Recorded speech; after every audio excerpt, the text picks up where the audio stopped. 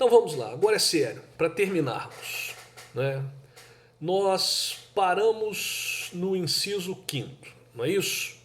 Então, a próxima hipótese de cabimento da ação rescisória, ela contempla a possibilidade de ser ajuizada uma ação rescisória contra uma decisão de mérito que tenha transitado em julgado que se baseou numa prova falsa, num elemento de prova falso. Vejam só, o juiz ele é estranho, né, aos fatos que estão sendo discutidos no processo. Isso ninguém tem dúvida. Então ele só tem condições de julgar, né, uma causa com base nos elementos de prova que são carreados para o processo através das partes. Então as provas, né, elas são um meio de conduzir o juiz ao descobrimento da verdade.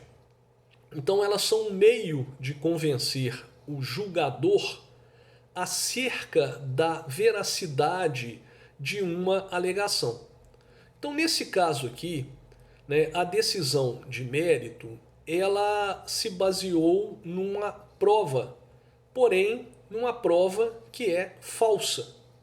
Eu digo para os senhores que esse dispositivo contempla qualquer modalidade de prova. Então pode ser um falso documental, como pode ser um falso testemunho, como pode ser uma falsa perícia.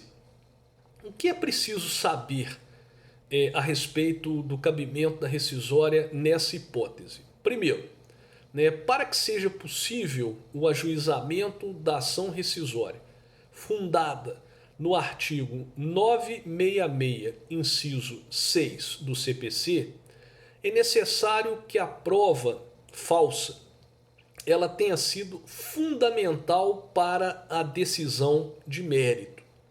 Então a prova falsa na qual se baseou a decisão de mérito foi aquela relevante para a decisão da causa.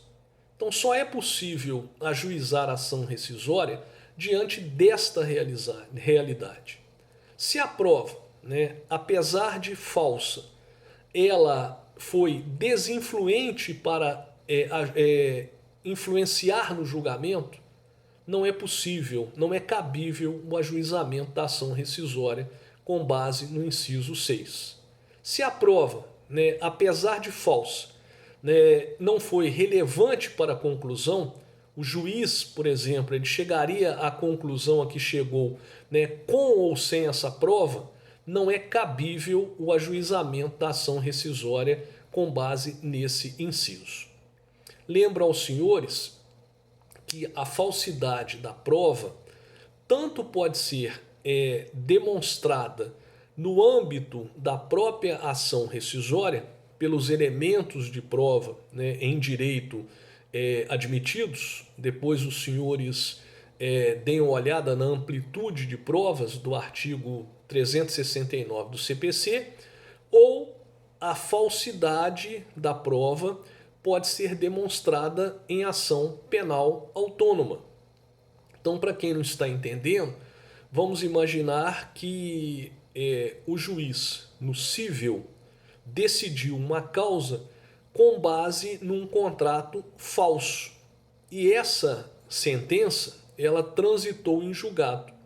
Depois, em paralelo, numa ação penal, foi comprovada o falso material desse documento.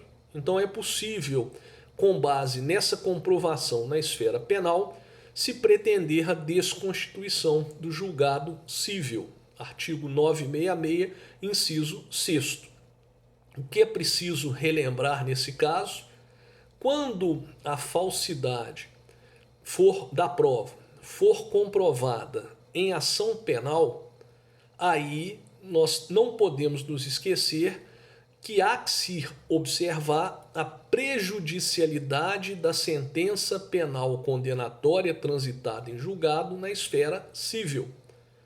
Então, por exemplo, se na esfera penal, né, uma sentença penal condenatória que transitou em julgado, reconheceu que aquela prova é falsa, aquele documento, por exemplo, é falso, que ocorreu uma falsa perícia, que realmente houve um falso testemunho, o juízo rescisório não poderá ignorar essa conclusão.